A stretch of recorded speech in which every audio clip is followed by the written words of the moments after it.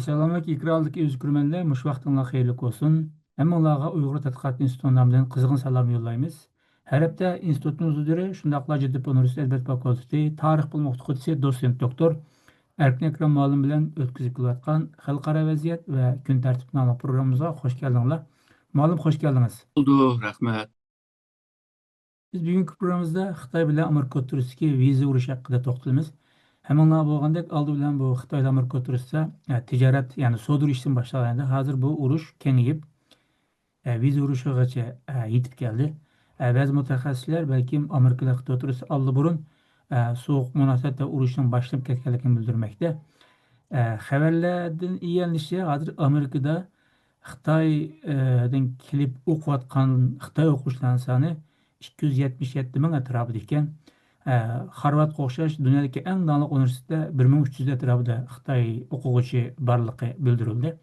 Ya'ni Amerika hukumati bu Xitoydan kelgan o'quvchilar shunaqa o'qiyotganlarninki viza rasmiyatlarini tashlashtirayotganligini, hatto normalda kurishish vaqtini nima butunlay to'xtatib qolgan haqida xabarlar bor. Bunun üstüne Xitay Tashqi ishlar ministri yoki ministerlik bayonotchisi Amerikanınki bu viza rasmiyatlarini yoki viza siyosatini demdik. Bunun ideologik ve ayrımcılık ekanligini bildirdi. Amerikada Xitoy o'quvchilarininki endişli ekanligini, hatto ba'zi Xitoy o'quvchilarininki Angliyaga o'xshash bu cho'ng davlatlardagi va katta universitetda o'qishga yuzlanganligi xabarlar chiqdi. Ya'ni nurg'un mutaxassislar bu haqda dal Xitoy bilan Amerika o'rtasida allburun viza urushi boshlanib ketganligini bildirdi. Biz bugungi programmamizda bu nima uchun, ya'ni hozirgi saviyaga qanday kelindi, bu taraqqiyot qanday hosil bo'ldi, buning keyingi sabablar zodi nerdan nergacha, bu viza urushi balkim Amerika Xitoy o'rtasidagi qaysi sohalarga ta'sir ko'rsatishi mumkin. Agar bu ahvol nima qilib ketib qolsa, texnik keskinlashib ketib qolsa, dunyo vaziyati qanday o'zgarishlar bo'lishi mumkin degan savollarga javob tepish qidirishimiz. Oldi bilan muallim, siz bunday ahvol bo'lganini kutganmidingiz degan savoldan boshlayy. Aslında 2020'de şu Trump hükümetinin vaktida bunu vize çekleyimiz dep bulupma şu Komünist Xitay bile alakası boğan, yani parti bile alakası boğan, harbiyler bile alakası boğan müşündak hukukçularını çekleydiganlığını. Sözlügen digen ama emelleştirmegen. Bu da hem de bunu emelleştirgen oldu. Bu emelleştirişle birlikte Amerika'nınki Xitay hukukçularının Amerika'da istihbarat toplaş, Amerika'da pen teknik ügünüp kitiş ve şundaklar hüküm, yani Komünist Parti'nin buyruğu bile bir yerde ügünüp bazı nazuk pen tekniklerini ügünüp Xitayga yardım qilish va shundaqla Xitoy bu pen texnikaga tayinib turib Amerikaga qarshi chiqishni oldini olish uchun shunday bir tadbir olganligini da'vodir. iqtisodiyotda Amerikaning oliy maktablaridagi oliy maktablar zo'r zarba bo'lganligi bildirildi. Ya'ni 50 milliard dollar atrofida bir iqtisodiy kirim qilgan Xitoylik o'quvchilardan. Mutaxassislar buningki Amerikaniki oliy maktab o'quvchilarining mustaqil tadqiqotiga, texnika jihatdan yangilik yaratishiga va boshqa madaniyatlararo beyitish qatorliq sohalarda nurg'un ta'sirlarni elib kelayotganligini dedi. Ammo siz deb o'tganingizdek Trump hukumatining qandaq iqtisodiy manbadan bakroq nihoyatda nihoyatda xalqliq muhim kasblarda Xitoylik o'quvchilar o'qiyotganligini, bularning o'quvchi emasligini, boshqa ishlar bilan shug'ullanayotganligini, bu bevosita davlatninki milliy manfaatiga, bexatarligiga tahdid ilib kelayotganligini bildirib, mush ishlarni qilayotganligini deyotdi. Sizce ahvol haqiqatan mushta jiddiymi? Ya'ni bu milliy bexatarlik masalasi qadar taqlamdi bu ishlar? Demek aslında Kırımlardan vazgeçip muşu siyasetine ilip bağın bolsa demek ki aslında xatarlik tarafımı var dep oyladım. Yalğızla bu emas, misalga Amerikada işleyotgan nurgun Xitaylar var. Bazı Xitaylar muş Amerikanınki maxfiy teknolojini Xitayga yetkizbergen nurgun vakalarımı çıkıp oldu. Şununla bu demek ki milliy menfaatiga çekinganlığını köstüdü. Bir yerde yalnızla Amerika'nın Tashqi ishlar ministrligi emas, yani ichki ishlar ministrligi, yani ana vatan ministrligi degan bir ministrlik var. Ulama bununla kol selyaptı. Onundan başka bu adliye sahasında mı bazı kuruluşlama bununla kol selyaptı. Yani Xitay o'quvchilarni to'saqlik qilish ve shundaqla bu Amerika'nın istihbarat teşkilatı mı bu o'quvchilarninki nima gumonliq bo'lgan o'quvchilarni ta'qib qilish ve ular nima ish qilayotganini o'rganish degandek bu bularni qilganiga qaragan chog'da shundoq bir milliy manfaatiga chekingan bo'libmi xavfsizlik sahadagi manfaatiga ziyon berganligini ko'rsatadi deb o'ylayman. Malum bu Harvard Üniversitesi hem de dünya dağınık bir üniversite. Aldı bilen Trump'ninki bu Harvard Üniversitesi'ne kol saldı demeyle aralışışı dep düşünsek mi buldu bunu? Aralışışı tüp sebep Harvard Üniversitesi'nin şu Xitaylık okuyucular mı ya ki başka bir sebep mi sizce?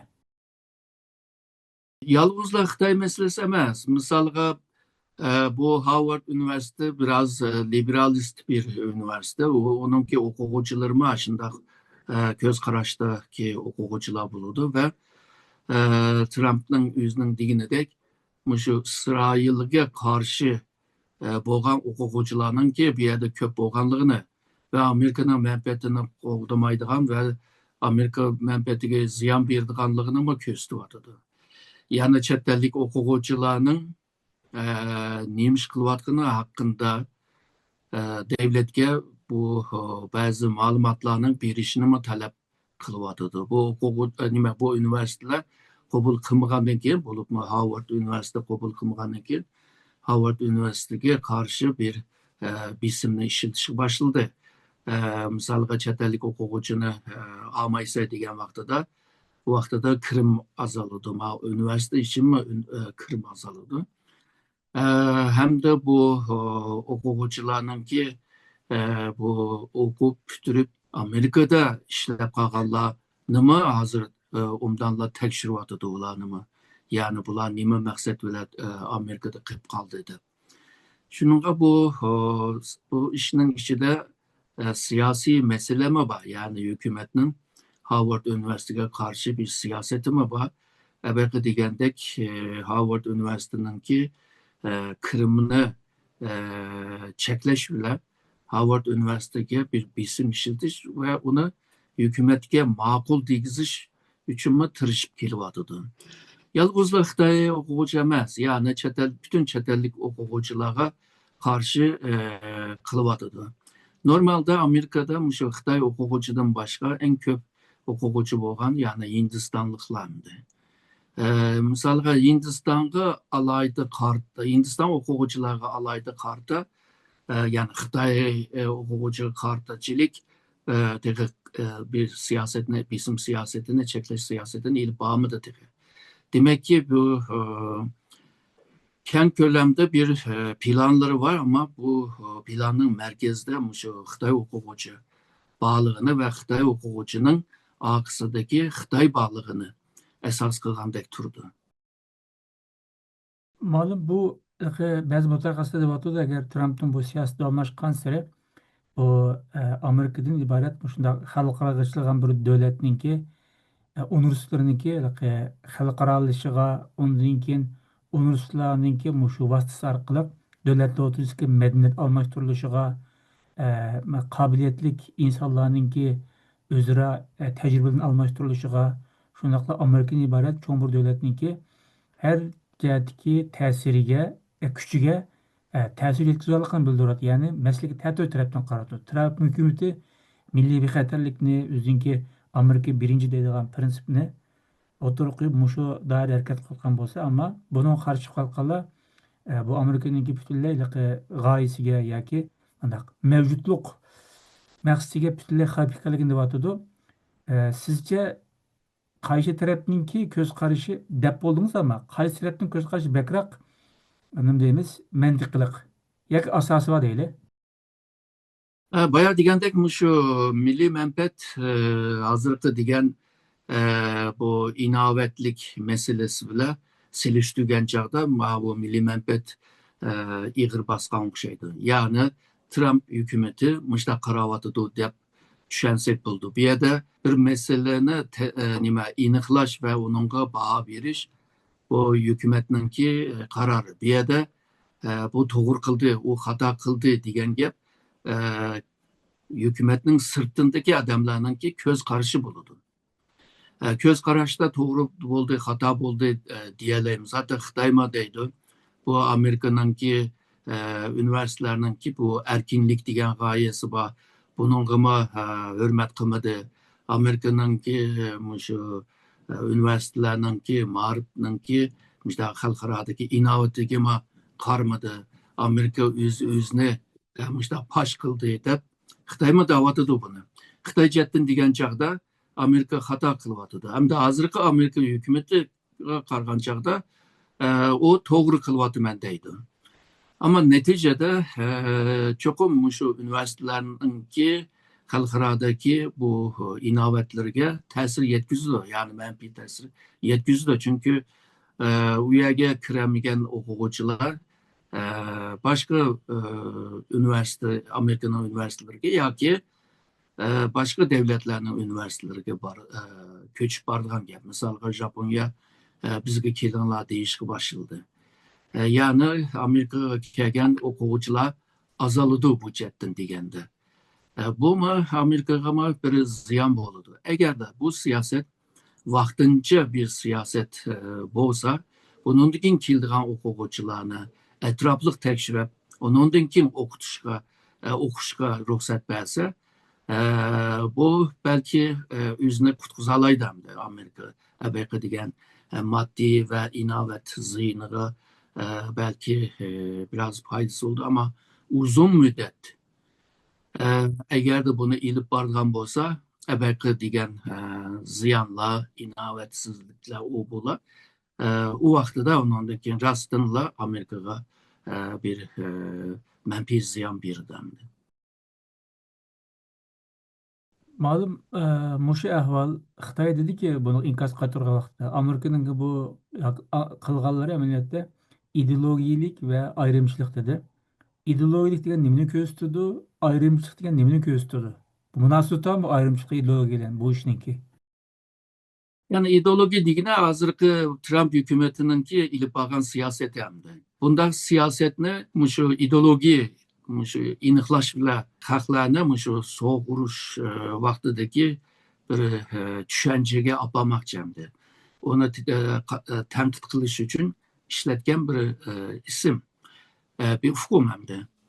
Ayrımçılık degen vaxtıda yalğızlar Xitay oquvchilarga ilib beryotidi deb tushuntiryotidi. Aslında Xitay o'quvchidan boshqa Amerikanınki hozirgi siyosati, Amerikanın bu tushunchasiga bu İsrail siyosatiga xilof qilganlar bo'lsa, uni cezalandırıyordu. Ama Xitay bir yerde ayrımcılık kılıyordu da özge karşı yani Xitay'a karşı ilip bakan bir siyaset hep görüyordu. Aslında bu xil siyaset burunki Xitaylarda mı boğan? Misalga Tang sülalesinde Xitay'a bakan nurgun çetellik okuvchilar var. Misalga Japonya deymiz, Kore deymiz ve Cenubi Asya'nın bazı devletler, Vietnam degandek Xitaydan qo'shni davlatlar jiq berib o'qib qiladi.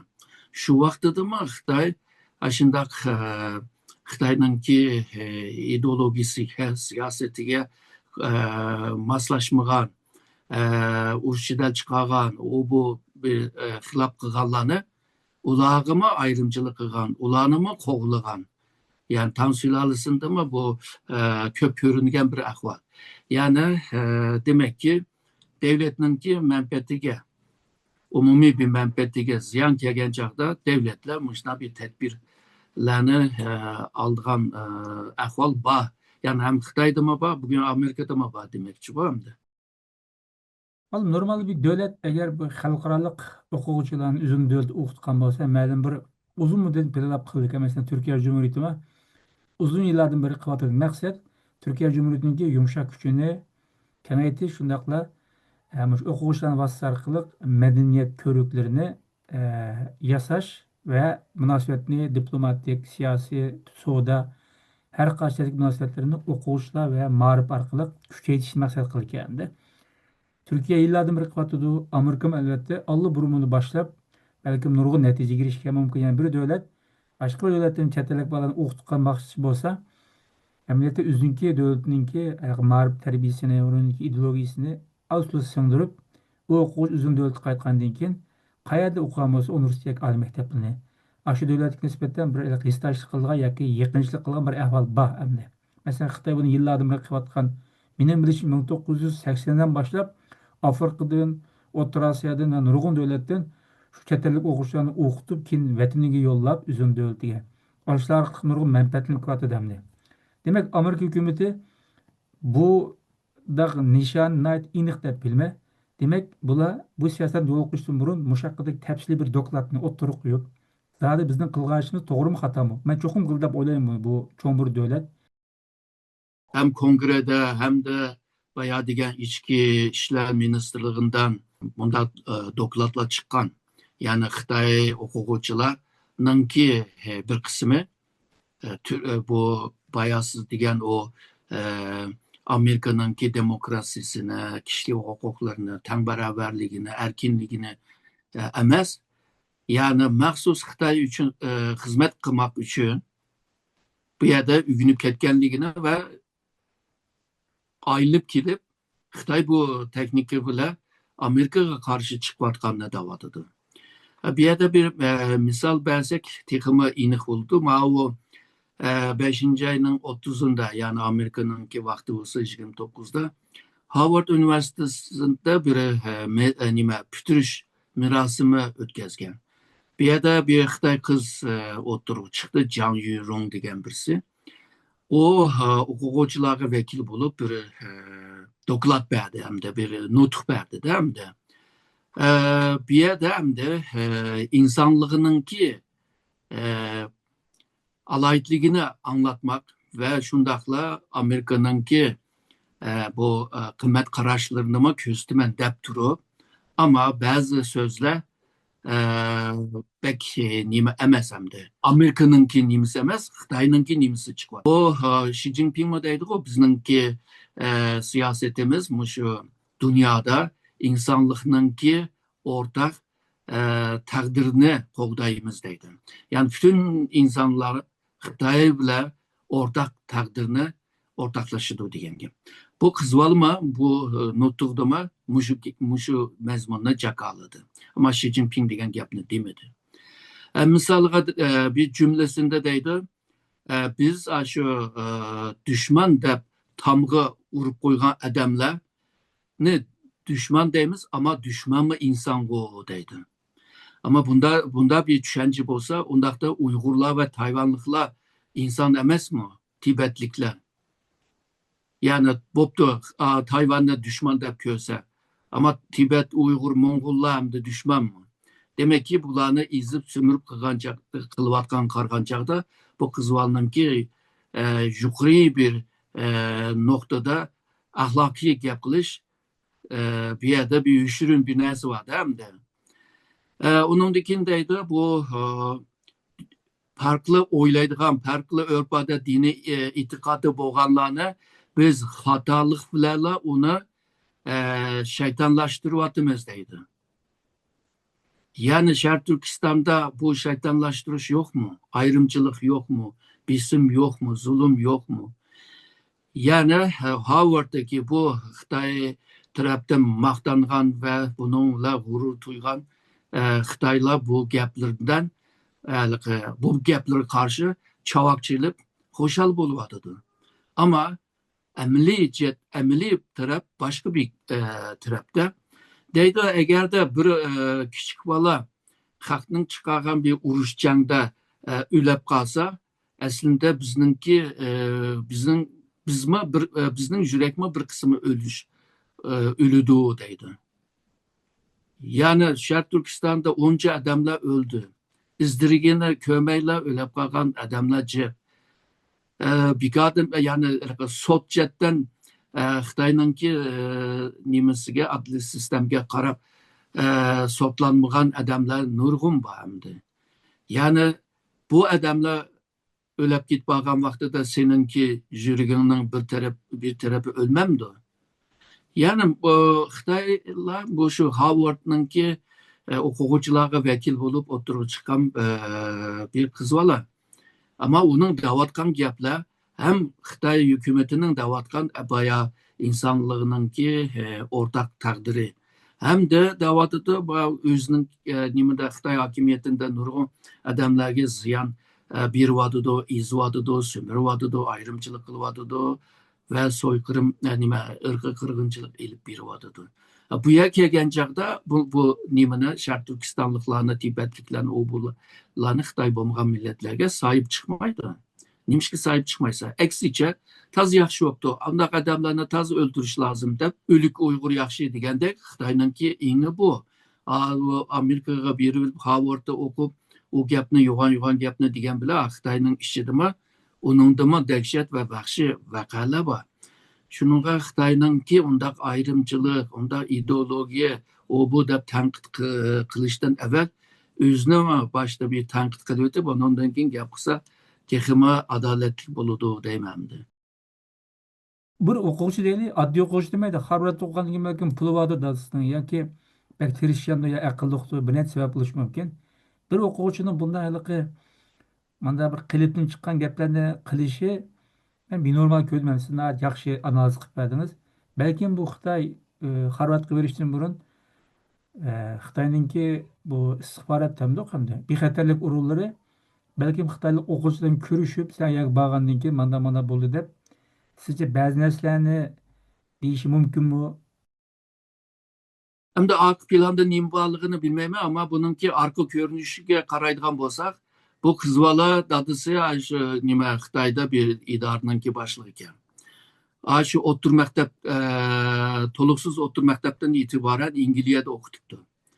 İngilizce'de toluk otur mektep okup, üniversitelerini okup, ondan keyin Harvard'ga magister okuşu için evitipti. Yani bu İngilizce'de okuş ve Amerika'da okuş, onun aksine çok bir pul bulması bulmaydı. Gerçi bu bazı üniversiteler nurgun bir pul bergenden keyin seni mektepke ilip okutudu. O tapavetli bile o akıllı adam ballarını okutuşga kaçlaydı hamdi. Çünkü bir kısımda ajnak kılır. Misal kadayla Xi Jinping'in kızı mı 2010'da Harvard'da mı okugan üniversitede. Misalga Xi Jinping'in rakibi bolgan Bolşilay'nınki balısı Bogogwa degen mi şu Harvard'da okudu, master'ını okudu, hukuk çettimi okudu. Yani bundan misallar yamancık. Yani bir kısım Xitay okugucu, Xitay yoki Xitay hükümetiga bağlı insanların ki yardımı bile AQSh bile kirgan okugucu. Bu kızvalma şunda bir okugucu. Hem de bu kızvalı şu Harvard'da müftürüşte kiydiğen kiyimler Harvard'nınki özününki bir kiyimi buludu hem de. Ama onun üstüge bir Mançurlarınki bir kiyiminin üstüge yani Mançurlara ait bulup mu Sışı imparatorçanınki kiydiğen bezlengen bir kıyafetini kiyipti. Yani özüne şu Sışı'da köydü mü imparatorçada köydü mü padişah hanış köydü mü bilmem hem de. Hem adam normal kim kiyse bu normal kiminin yani Harvard'ın kim üstüge yani Xitay'nınki alaytligi bolgandan keyin. Onundakin gap qilishları hemmesi planlaganda hamda naite tayyorlik bilan chiqqan. Gap qilishları qo'llarni ishiltishi, qo'llarni ichishi, munda yo'g'on ichishi, men degandan ki bütün dunyoni quchoqlaydigan adam deyishi. Ovozlar, ba'zi so'zlar kelgan chog'da bayağı degan ballar, bir günah insanlar jangda o'lab ketib qolganligini, ondan keyin bu düşmanını mı insan deb hesap qilish lazım degan vaqtida ovozninki o'zgarishları, onundan keyin jig'ilgandek ovoz bilan gap qilishlari, mencha bu bir normal bir ahvol bu. Ya'ni nihoyatda undan tarbiyalangan birisi deb o'ylayman. Hamda o'zini shu kichik vaqtida bakbozak bo'lganligini, ota onasi nima ayrilib ketganligini, o'zi onasi bilan qanday qiyin yashaganligini. Shunday qiyin yashasang sen Londonga berib qanday o'qiy olaysan sen? London degan qimmat bir yer. Ya'ni nurg'un savollar bor. Bu savolni hamda bir xil tushuncha bersak, buning aksida shu Xitoy bor degan gap hamda.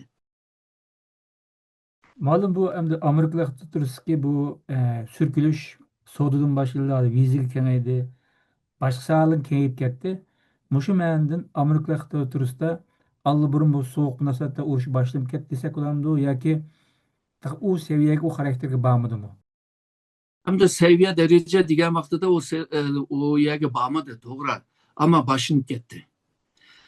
Çünkü bu işki devlet burungi programda mı dedi, kurulmalık bir urushchan bu. Yani yeni yükselgen güç, ikinci güç, dünyanın mevcut bo'lgan ikinci güçke meydan o'qish. Bu keyingi 500 yılda ispat qilingan bir ahvol bu. Doim mashaq bo'ladi. Hamda Xitoymi Amerikaga qattiq taqobil turyotidi. 1980'ning oxiri, 1990'ning beshidagi Japoniya Amerika savdo urushunda Japoniya ma'qul dedi. Ondan keyin meydan kelishimi deb kelishimni qilgandan keyinlar urush savdo urushi tugadi. Ama Xitoy buni qabul qilmadi, qarshi chiqyotdi. Ya'ni sen menga besim ishlasang, men bu sheriklarimni, nökerlerimni yig'ib, sang'ima qarshi chiqaman deb buningga bek tirishyotdi. Hamda shu qo'lida bor texnologiya tayinib turib, qurol yaratishda bir ilgirlashma bor Xitoyda. Hem de bu diplomasi cihetте bütün Afrika'dan, Latin Amerika'dan, Janubi Amerika'dan her yerden özününki adamlarını mı yığıp toplavadıdı. Yani Amerika'ya karşı çıkış için. Demek ki buların arasında bu xil cidel başlavadıdı ama bizning bilgen o soğuk uruş bilan farkı var. Soğuk uruş vaqtida Amerika Sovyetlerin arasında bekmi savdo yoktu. Ama Xitoy bilan Amerika'nın arasında savdo xeli ko'p var. Yani 500-600 milyar dolarlık ticaret somu var. Onun keyin iqtisodiyotda hamkorlik ishlami var. Degandek bu hem raqib hem de bazı sahalarda hamkorlik qilgan bir ahvol mı var. Shuningga ya ak ya kök mü digil bo'lmaydi. Yani bu ak ve qarının arasındaki külrengde iki devlet şu soğuk urushini ilib beryotidi deb tushunsak bo'ldi. Malum yeni desek bu soğuk urushi başlanıp ketgan Xitoy ve Yevropadagi o'zining ta'sirini kengayish uchun bir hareket o'tyapti. Yani viza urush sababidan mı Amerika'nınki boşluğunu to'ldiradigan ahvolga kirishyapti deb o'yladim men. Bu hemen derhal bu Yevropa İttifaqı davlatlariga o'quvchilarni deymiz yoki yetaklaydigan yoki shu yerni targ'ib qilgan shunaqa bo'lsada aloqador organlar bilan munosabatni alg'anishni boshlanib ketdi deb o'yladim. Bu engellayapti tursida. Bu shundoq bo'laversa bu Amerika bilan Yevropa davlatlariniki arası munosabati yechilamdi yoki Xitoy bu fursatdan qancha foydalanalaydi? Hazır Amerika Avrupa arası jirikleşti. Yani negiçi barıdı. Mesela bazı meseleler tüztüşke ihtimal bo'lmaydigan bir noktaga kelib qolgan vaqtida uni qutqazg'ili bo'lmaydi. Ama bu Amerika Avrupa arasındaki bu ziddiyetler, bu jiriklikler tehi o noktaga kelmedi. Yani qutqazolmaydigan bir noktaga kelmedi. Yani biri özgürlükler bo'lib qolsa, yani o'zgartgili bo'ladi deb o'ylayman. Misalga birinchi qitim shu Trumpning hokimiyati vaqtida arası buzilgan. Ama Biden vaqtida yana tuzaldi. Çünkü ularning arasında bazı narsalar o'xshashlik bor. o'xshashlik bo'lgan narsalar bir-birini tatidi hamdi. Ama bu xil jiriklikler siz degandek Xitoyning o'zininki cephesini kuchlantirishga sebep bo'ladi. Çünkü Yevropa Birliği çoğun bir iktisat güç hamdi. Onunki kirimi şu 21-22 trilyon dolar. Amerika'nın 20 trilyon etrafta, Xitay'ınki şu 17-18 trilyon etrafta. Bu üç devletinki iktisadi güç dünyanınki en köp kısmını, yani 5'te 3'üne temsil kılıdı. Bazen de 5'te 4'te olup kalış mümkün.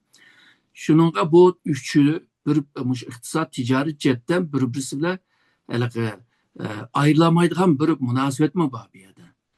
Yani bunun ki münasebetler hep mürekkep olurdu. Ya ak ya kök diyen olmaydı. Fakat Amerika ile Xitay'ın arasındaki münasebette bunda bir ahval mı var? Yani Amerika mı kendine çekilemeydiğen bir noktaya kep kaldı. O Xitay mı aşında kendine kadem desişinin imkanı mı olmaydı. Bu iki devlet aldığı bir minişten başka yolu yok. Eğer de kelgüsünde bir vakta iki taraf eğer kilişivagan bolsa, o vakti da belki biz degen xavipler belki azalıp kılış mümkün ama iki devletninki küreş kılış ahvalı bu alaytlik tügmeydendi. Siz demekçi bu soğududan iqtisatdan texnikadan şu her bir sahiçe, marifçe, kısqışı şu alakalar bütün sahalargacha kengayib bir-birisi bilan sürkülüş davamlashadi, hatta keyingi yeniş tamamen ihtimalligi hatta yo'q dedingiz. Yani demek bular bir yerga qarab üstkicha hatta bir-birini deymiz ozlashtiruvchi yoki maqsadga yetishga to'xtamaydi deb tushundim men buni. Eğer de pek evcilleşip geçse birbirisi bilan uruşu demdi. Eğer de her iki taraf biraz bu kiti versek her iki tarafki ziyan bakiyet dizse o vakti de kilişidir.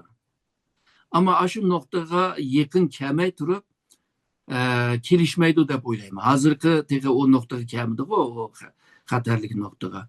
Şununla hazır siz diyen bir yelpazını içmediniz. Her sahada hem de bunun ki birbirisini çekleydiğen, birbirisini tirkişidiğen birbirisi bile ve başka devletlerinde yeniğe tatıdığan aşındak ahvallar hem de bunun ki köperek oldu. Siz devamlı ta'kidlaysiz, bu ishkilotga bu raqobat sürkülüşdagi to'qinishga bu xalqaro munosabatdagi realistik tushuncha nuqtasidan qarasak bu masalani texim bir aniq yoki atrofliq cho'nqur tushungil bo'lgan deb o'yladim men buni. Amerika'da bir adaqlıq şu xalqaro münasibət nezriyeci var, Mershem elde edilen. O iniqli davadıdır. Yani iki devlet bir uruşmağıca işgal olmaydı da. Yani can bulmağıca. Hem de bu liberalistler var. Bu misalga Yusuf Ney degenler o ülep gitti o. Onun okşaydıganlar hem de toğra iki devlet çokum bir can aşmağıca meselelerini hal kılıp olmaydı deydi. Ama deydi can noktasına bağmay durup hemkarlık yolu bile birbirisini düşünüş yolu bile bazı sahalarda birbirisiyle bağlanıp kılış yolu bile bu canın aldığını ağılıp oldu deydi. Yani bu can buludu diyene hem realistler mi davadıdı hem liberalistler davadıdı. Ama liberalistler deydi bunun aldığını ağılıp oldu deydi. Ama da kelgüsünde bir şöyle xavip noktası kip kalgan çağda vaxtıda iki devletinin ki başlığının birden kararığı bağlandı. Nurgun canlanma şimdi ahır nokta kelgen çağda toktap kalgan ama bazı canlar toktanmagan. Çünkü insanların arasında, cemiyetler arasında, devletler arasında bir meseleni hal kılamagan vaxtıda en ahırda işiltidiğen esvab şu zoravanlık. Yani can. Yani birbirini öldürüş. Onun denkin bu hal buludu. Ondan evvel nurgun nimler var. Misalga diplomasi yolu var, iktisat ve ticaretine terakki kıldırıp bir-birisine bağlangandan keyin menfaat ortaklık bo'lgandan keyin bu düşmanlık azalıdı degandek. Bularni sınaydı. Ama bütün sınaqlar tugab hech hal qilamagan chaqda jang boshlaydi. Jang nima uchun boshlaydi degan vaqtida, shunda hal qilamagan vaqtida manfaatini qo'g'dash uchun jangga kirdi. Ama jang bir devletni yo'qotalaydi hamda bir devletni kuchlantiradi. O mu xatarlik bir ahvol. Tehi o nuqtaga kelmidi hamda. Agarda kelib qolgan taqdirda hamda meningki shaxsiy farazim Xitoy cho'kiladi. Yani merkez hakimiyet çöküp ketip ülke deyimiz o eyaletler öz aldığı müstakil bulunuş mümkün. Amerika mı yerim can bokalıdı. Yani her iki taraf aslında ziyan buldu. Amerika burunka Amerika bulamaydı. Xitay mı burunka Xitay bulamaydı. Hatta sökülüp getiş mümkün. Kurmanlar biz bugünkü programımızda Xitoy bilan Amerika o'rtasida boshlanib ketgan viza urush haqida to'xtaldik. Ya'ni bu viza urushni qandaq boshlanganligini, nima uchun hozirgacha nima ishqa bu saviyaga kelganligini, bunun keyingi iqtisodiy, geopolitik boshqa sabablarni, shundaqla kelgusi ssenariylarni üstü to'xtalib o'tgan bo'ldik. Hatto texnik konkretlashtirib, Harvard universitetida o'qish turish marosimida nutq so'zlagan Xitoylik bir o'quvchi qizninki Xitoy davlatininki ideyasini aks ettirib şekilde resmi sözleşinin ameliyatı nimelerden yapkanlıkını, nimelerden üşünüganlıkını, bu işinki planlık elip birilganlıkını sözlep etken bolduk. Malam size köp rahmet. Ben rahmet ettim.